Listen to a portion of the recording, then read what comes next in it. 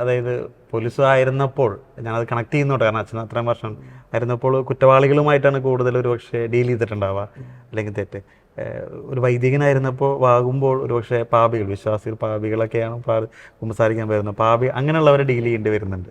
എങ്ങനെയാണ് ഇത് രണ്ടുമായി കാണുന്നത്? വേർതിരിവ് സത്യത്തിൽ അങ്ങനെ ഒരു വേർതിരിവിൻ്റെ പോലും ആവശ്യമില്ല. ഈ കുറ്റവാളികൾ എന്ന് പറയുമ്പോൾ പോലും അവർ കൂടുതൽ ക്രിസ്തുവിൻ്റെ കാരുണ്യവും സ്നേഹവും അർഹിക്കുന്നവരാണ്. ഞാൻ കേരളത്തിലെ എല്ലാ ജയിലുകളും ജയിൽ മിനിസ്ട്രിയുമായി ബന്ധപ്പെട്ട് ഒരുപാട് കുറ്റവാളികളുമായിട്ട് ബന്ധപ്പെട്ടു. ഈ സെമിനാരി പരിശീലന കാലഘട്ടത്തിൽ അങ്ങനെ ബന്ധപ്പെടാറുണ്ടായിരുന്നു. അതിനു മുമ്പ് പലരെയും ജയിലിലേക്ക് കൊണ്ടുപോവുകയും കോടതിയിലേക്ക് കൊണ്ടുപോവുകയും പല കുറ്റവാളികളെയും കൊണ്ടുപോയി. ഇവരെല്ലാം ഒരുപോലെ കാരുണ്യം അർഹിക്കുന്നവരാണ്. സാഹചര്യങ്ങൾ കൊണ്ട് മാത്രമാണ് പലരും അങ്ങനെ കുറ്റവാളികളായി തീർന്നിരിക്കുന്നത്. അവരെല്ലാം ക്രിസ്തുവിൻ്റെ കാരുണ്യം ആഗ്രഹിക്കുന്നവരും അർഹിക്കുന്നവരുമാണ്.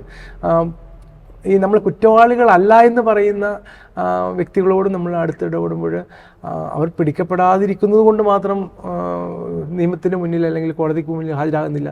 അവരിലും കുറ്റകൃത്യങ്ങളും അനേകം വർഷങ്ങൾ ജയിൽ ശിക്ഷ അനുഭവിക്കേണ്ട പല വിശ്വാസികളും ഭക്തരും നമുക്ക് അങ്ങനെയുള്ളവരും ഉണ്ടെന്ന് നമ്മൾ അറിയണം. അങ്ങനെ ആ വേർതിരിവ് തന്നെ, കുറ്റവാളികൾ അല്ലെങ്കിൽ കുറ്റം ചെയ്യാത്തവരെന്നുള്ള വേർതിരിവ് പോലും ഒരു പക്ഷേ ക്രിസ്തുവിന് ഉണ്ടാവുമെന്ന് ഞാൻ വിചാരിക്കുന്നില്ല.